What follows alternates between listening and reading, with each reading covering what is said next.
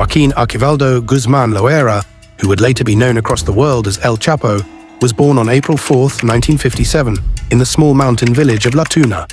His family lived in a poor adobe house without electricity, running water, or proper medical care, and the daily life of young Joaquin was shaped by the reality of rural poverty, where children had to work from an early age just to help their families survive.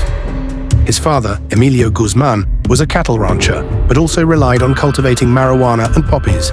By his teenage years, Guzman had grown tired of his father's absence and the constant hardship, so he began to take control of his own future, first by farming his own small plots of land where he planted marijuana, and later by making small deals with local buyers, showing early signs of independence and ambition. During this time, he also started developing the skills that would later serve him in the drug trade, such as knowing how to organize workers, manage crops, and negotiate prices.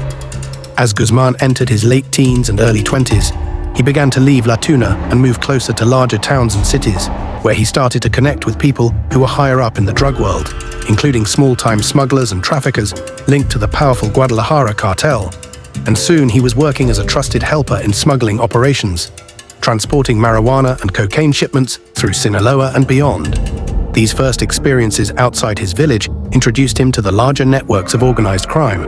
By the time he was in his 20s, El Chapo was no longer just a poor boy from the mountains. When El Chapo, Guzman became involved in drug trafficking on a larger scale, he understood that controlling the movement of drugs from the mountains of Mexico into the United States could bring enormous power and profit. After learning the trade under older traffickers in the Guadalajara cartel, he took charge of his own operations in the 1980s and 1990s. He was especially famous for using tunnels dug under the border, some of them equipped with electricity and ventilation. He was responsible for sending hundreds of tons of drugs into the United States every year, earning billions of dollars and using this fortune to build loyalty among his workers and corrupt officials.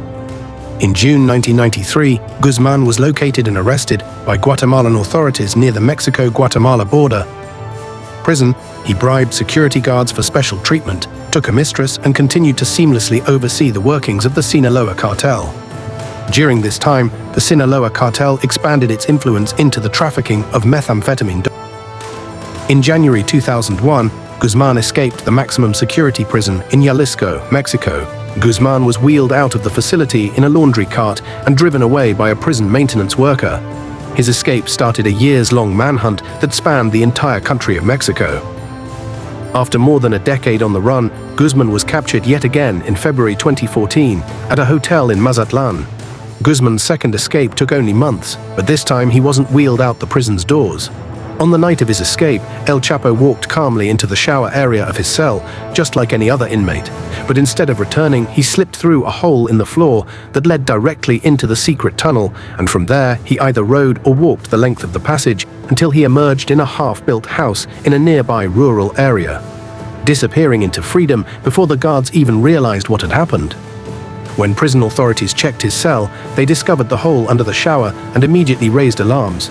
But by then he was long gone, and within hours he had vanished into the countryside, where cartel members helped him move and hide. The escape embarrassed the Mexican government internationally, as it was the second time El Chapo had managed to break free from prison, and it raised serious questions about corruption, since it seemed impossible for such a massive tunnel to be built without inside cooperation.